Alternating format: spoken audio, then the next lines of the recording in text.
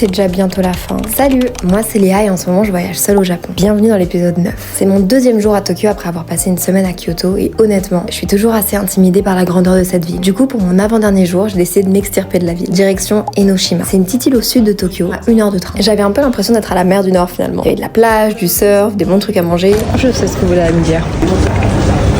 Mais c'est trop bon. Bon, ok, la mer du Nord, mais en beaucoup mieux. Et j'ai surtout adoré avant 10h quand il y avait vraiment peu de gens. Après, j'avoue, c'était bondé. Heureusement que j'ai acheté ça hier. Oh là là.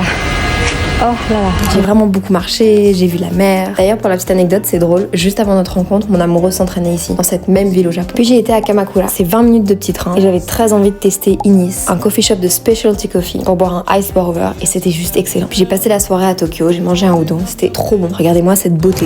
C'est mon dernier jour au Japon. Je suis hyper triste. Je suis pas triste de quitter Tokyo parce que je pense que j'ai préféré Kyoto. Mais par contre, je me suis rendu compte que c'était le dernier jour que je passais seule. Et ça me rend triste. J'ai trop aimé voyager seule.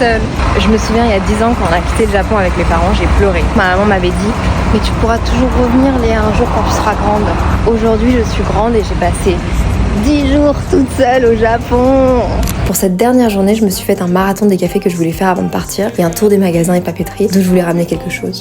J'arrive vraiment à l'ouverture du café Lips Coffee. On me l'a beaucoup recommandé. Excellent. Tant d'expérience que le café. Et d'ailleurs, le barista me connaissait aussi grâce à un ami qu'on a en commun à Paris. C'est trop fou. Après avoir dévalisé une papeterie, j'ai été chez Glitch, un autre coffee shop, et puis j'ai fini avec Kuromame, encore un autre coffee shop. Mais celui-là était très particulier. Il a ouvert il y a 2 semaines et je suis tombée par hasard dessus. Kuromame, c'est une expérience personnalisée et immersive pour découvrir le café. Que tu sois un professionnel ou non, le café est choisi pour toi, selon tes goûts, tes préférences. C'est assez dingue. J'ai été servie par Wataru, mais Amy, la owner du coffee shop, était là. Vraiment, quelle chance. J'ai fini la journée et mon séjour par manger un ramen, peut-être le dernier, à 20 minutes à pied de mon hôtel. Excellent. Et puis bah voilà quoi, bye le Japon. Mais je me souviendrai toute ma vie de ce solo trip. Et surtout de toutes ces rencontres grâce au monde du café. Et puis Kawabata et aussi Junichi. Je sais pas comment vous le dire, mais je me sens forte, prête à faire des grandes choses par moi-même. Je l'ai fait, purée, je suis partie toute seule. Et je suis sûre que toi aussi t'en es capable. Et puis bah, nous on se dit à très vite parce que il se peut que je rentre pas à Paris tout de suite. Vous me suivez? Abonne-toi.